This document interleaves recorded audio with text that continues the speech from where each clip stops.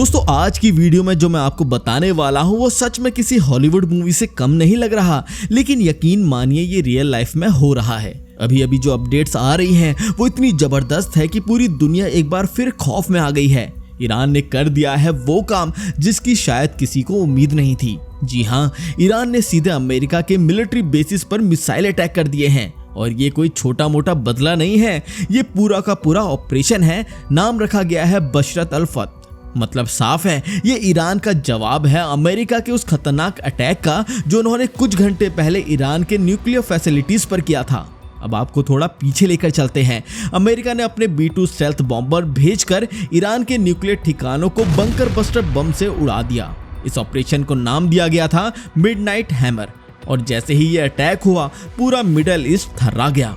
अब सवाल उठता है, क्या ईरान चुप बैठता? बिल्कुल नहीं। ईरान ने बिना वक्त गवाए अमेरिका के बेसिस पर मिसाइलें दागनी शुरू कर दी। और एक दो नहीं, बताया जा रहा है कि कुवैत, कतर, बहरीन और ईरान, इन चारों देशों में जहां जहां अमेरिका के बेस हैं वहां पर मिसाइलें बरसी हैं। कुछ रिपोर्ट्स में ये भी आ रहा है कि सऊदी अरब तक को नहीं छोड़ा गया। अब आपको एक सीन दिखाते हैं। दोहा कतर की फुटेज सामने आई है जहां साफ साफ ईरानी मिसाइलें हवा में दिखाई दे रही हैं। और कुछ जगहों पर अमेरिका के मिसाइल्स डिफेंस सिस्टम ने उन्हें बीच रास्ते में ही इंटरसेप्ट कर लिया। लेकिन अब तक ये क्लियर नहीं है कि कितनी मिसाइलें टारगेट पर पहुंची और क्या नुकसान हुआ। और भाई डोनाल्ड ट्रंप भी चुप नहीं बैठे। मतलब ट्रंप ने रात को ये ट्वीट कर दिया कि ईरान ने पहले ही बता दिया था कि अटैक करने वाला है और इसलिए कोई जान नहीं गई।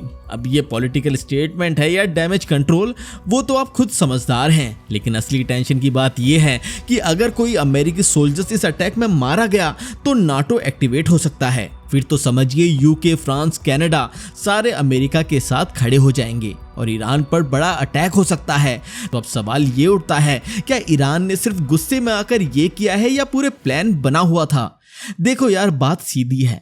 अगर ईरान को अमेरिका के मेनलैंड यानी खुद अमेरिका की धरती पर अटैक करना है तो उसके पास ICBM मतलब इंटरकॉन्टिनेंटल बैलिस्टिक मिसाइल होनी चाहिए जिसकी रेंज हो कम से कम 10,000 से 12,000 किलोमीटर। लेकिन ईरान के पास ऐसी मिसाइलें है ही नहीं।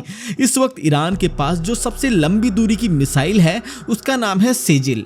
ये एक सॉलिड फ्यूल मिसाइल है। रेंज है लगभग 2000 से 2500 किलोमीटर। इसका मतलब ये मिसाइलें इजराइल, सऊदी अरब या खाड़ी देशों के अमेरिकन बेस तक तो पहुंच सकती है, लेकिन अमेरिका के अंदर नहीं। तो ईरान को अगर अमेरिका पर हमला करना हो तो या तो वो स्लीपर सेल्स के जरिए अटैक करवाए या फिर पास के US बेसिस को ही निशाना बनाए। और वही वो कर भी रहा है अभी। अब यहाँ एक और बात सोचने वाली है। अमेरिका ने ईरान पर अटैक किया B-2 बॉम्बर्स से जो सीधे अटलांटिक ओशन पार करके अफ्रीका होते हुए ईरान पहुंचे थे। इतनी लंबी दूरी तय करके बंकर बस्टर बम गिराए गए तो ईरान क्या करेगा?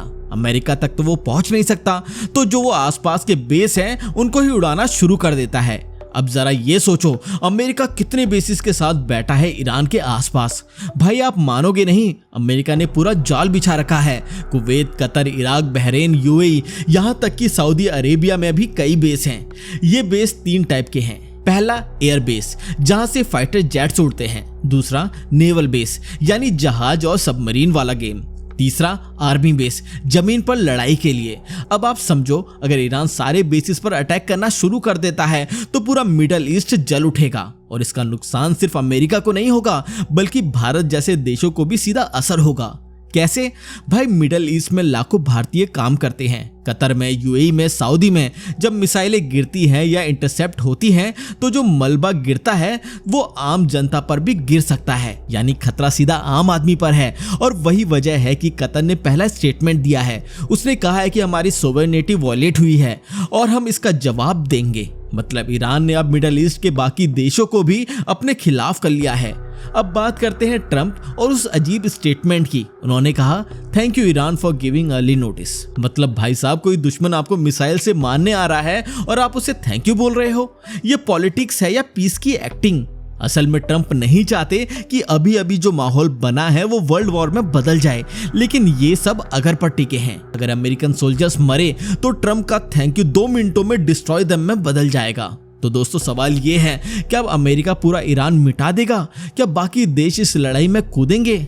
देखो, अमेरिका अकेला नहीं है, उसके पीछे खड़ा है नाटो यानी north Atlantic treaty organisation.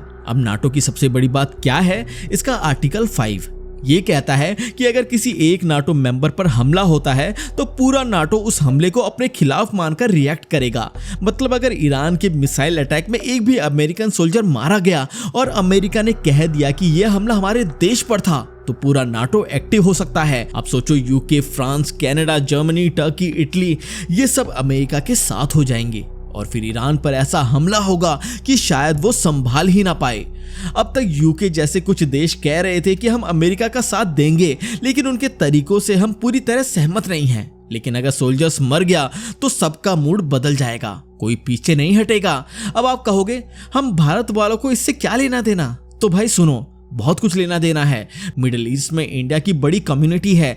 UAE, Saudi अरब, कतर, कुवैत, ओमान, बहरीन, इन सब देशों में 80 लाख से ज्यादा भारतीय रहते हैं और काम करते हैं। अब अगर युद्ध बढ़ता है, मिसाइलें ताबड़तोड़ गिरती हैं, तो एयरपोर्ट बंद हो सकते हैं, सप्लाई रुक सकती है और वहां रहने वाले लोगों की जान खतरे में आ सकती है। और सोचो, मिसाइल्स को अगर इंटरसेप्ट किया गया और वो मलबा गिरा, कहां गिरेगा? जाहिर सी बात है, नीचे बसे शहरों पर, और वहां इंडियंस हैं, यानी हमारे अपने लोग खतरे में आ सकते हैं। तेल का भी झटका लगेगा। और भाई, भारत की इकोनॉमी बहुत हद तक मिडिल ईस्ट से आने वाले ऑयल पर टिकी हुई है।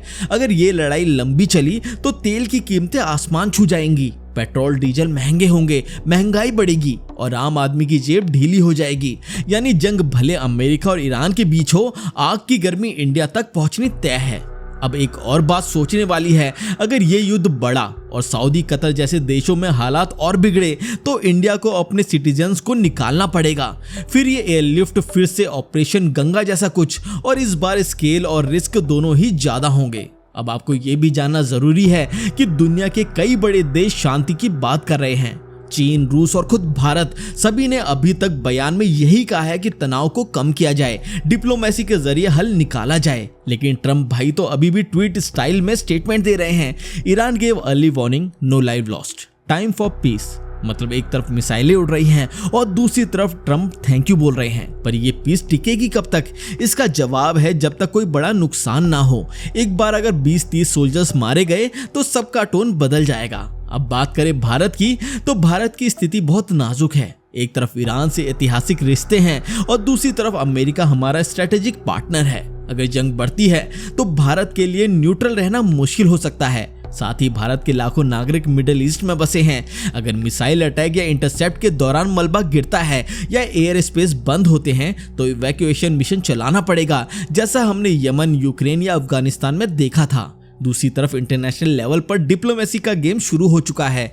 चीन, रूस और भारत जैसे देश इस बार किसी भी पक्ष में खुलकर नहीं आना चाह रहे, लेकिन शांति की अपील जरूर कर रहे हैं। असल में अगर अमेरिका ने डिसाइसिव अटैक किया और ईरान ने हार मानने के बजाय स्ट्रेट ऑफ हॉर्मुज बंद कर दिया तो सबसे ज्यादा असर एशियाई देशों पर पड़ेगा, खासकर भारत, चीन और जापान जैसे ऑयल इंपोर्टिंग नेशंस पर। पेट्रोल डीजल के दाम आसमान छू सकते हैं और महंगाई का सीधा झटका आम आदमी को लगेगा। तो कुल मिलाकर ये लड़ाई सिर्फ ईरान और अमेरिका के बीच नहीं है, ये पूरी दुनिया के लिए रिस्क है। और अगर इसको रोका नहीं गया तो कहीं ना कहीं ये थर्ड वर्ल्ड वॉर की शुरुआत भी बन सकती है। अब देखो, ट्रम्प खुद मान रहे हैं कि उन्होंने ईरान के न्यूक्लियर ठिकानों पर तबाही मचाई, लेकिन साथ में ये भी कह रहे हैं कि ईरान ने पहले से बता दिया था कि वो जवाब देंगे और इसलिए कोई जान नहीं गई। अब सोचने वाली बात यह है, क्या ये प्लान वॉर थी? यानी एक तरह से दोनों देशों ने एक दूसरे को मारने की एक्टिंग की और अब ट्वीट पर शांति की बात। यानी अब ईरान से उम्मीद की जा रही है कि वो शांति बनाए और ट्रम्प साहब खुद इजराइल को भी समझाएंगे कि अब बस करो, सब्र करो। अब सवाल ये है कि क्या वाकई ईरान अमेरिका की ये पूरी भिड़ंत सिर्फ एक शो था, एक मैसेज देने के लिए कि हम ताकतवर हैं लेकिन समझदार भी, या फिर ये शांति सिर्फ कुछ घंटों या दिनों की मोहलत है, एक बड़े स्टॉर्म से पहले की? और अगर ट्रम्प की ये बात सही है कि कोई नहीं मरा तो शायद नाटो भी पीछे हट जाएगा और वर्ल्ड वॉर फिलहाल रुक जाएगा। लेकिन भाई लोग, मिडिल ईस्ट में सब कुछ सेकंड्स में पलट सकता है, इसलिए ट्रम्प के ट्वीट को सिर्फ एक पीस डील मत समझो, ये बहुत कुछ छुपा भी रहा है। Iran responded to our obliteration of their nuclear facilities. I want to thank Iran for giving us early notice, which made it possible for no lives to be lost. Perhaps Iran can now proceed to peace in the region, and I will enthusiastically encourage Israel to do the same. Congratulations, world. It's time for peace. तो दोस्तों comment करके बताइए कि क्या Trump के ये कहने से कि इट्स टाइम फॉर पीस, इससे क्या अब शांति बन जाएगी, या फिर यूएसए या फिर इजराइल कुछ ऐसा कदम उठाएंगे जिससे ये वॉर फिर से शुरू हो सकती है। दोस्तों आप क्या सोचते हैं, कमेंट करके जरूर बताएं।